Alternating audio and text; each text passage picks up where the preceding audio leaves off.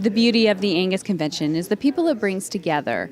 From Angus breeders to commercial cattlemen to feeders, there's something here that offers a look into the future for the quality-minded producer. The Angus Convention is a great place to see all your old friends and a great place to interact with people. This is the third year, and the comments that I get, it just keeps getting better and better and better. Oh, it's a great place to meet people. There's lots of people that have heard the name but haven't seen the face in person. It's really nice to shake their hand, introduce yourself, get to talk to them for a little bit, and it just, next time you run into them, it'll be a nice conversation you'll have. I love it. It's a lot of fun. And we look forward to it every year. We've been coming for many, many years, and next year in Fort Worth, this sounds really exciting. I'm looking forward to that. I enjoy learning about other businesses, taking that home and trying to apply that to our business. Oh, it's well worth it.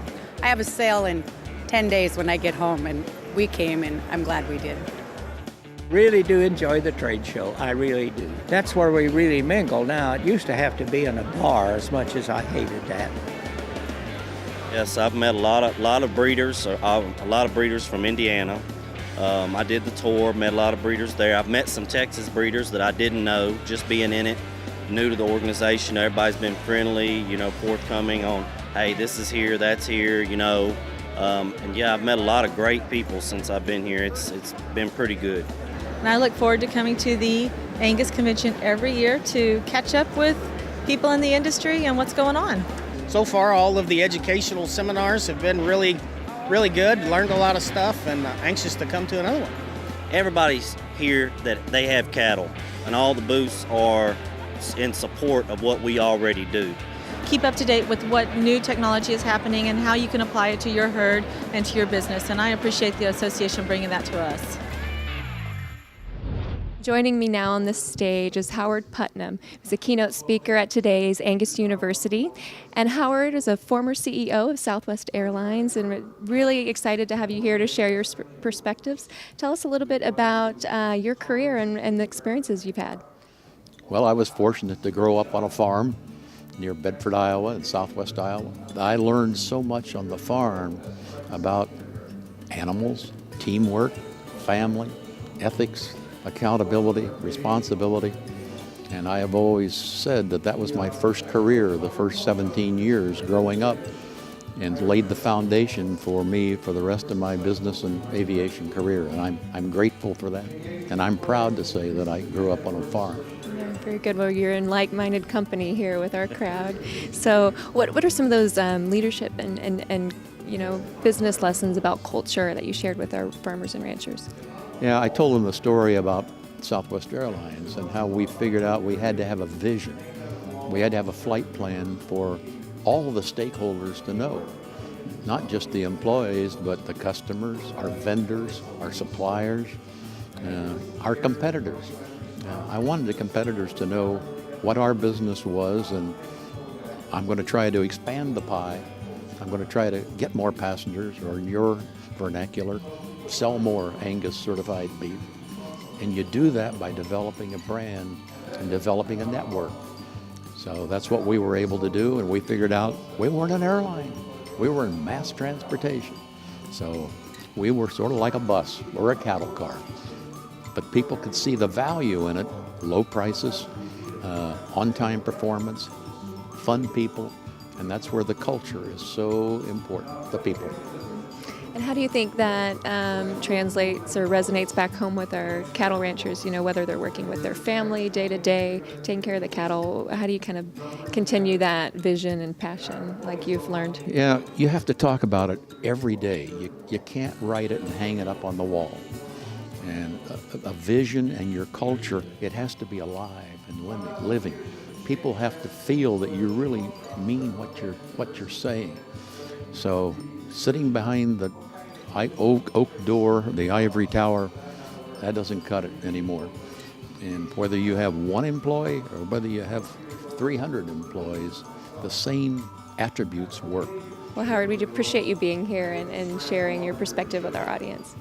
Well, you all are family, and I'm proud to be from rural America in Iowa, so wish you all the best. Thank you so much. We appreciate that. And we're going to continue our coverage here from the Angus Convention right here on the Angus Report. A big part of Angus Convention is Angus University, sponsored by Merck Animal Health.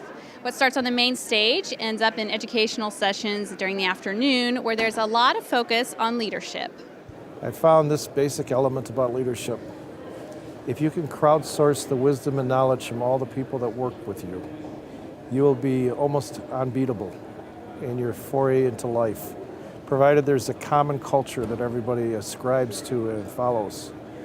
One person isn't as smart as 100 people unified in how to make an organization better. I'm a serial entrepreneur that started at the age of 23 in 1971 with a business, and since then I've started or co-founded 32 businesses and bought 3 and lost money on 2 of them.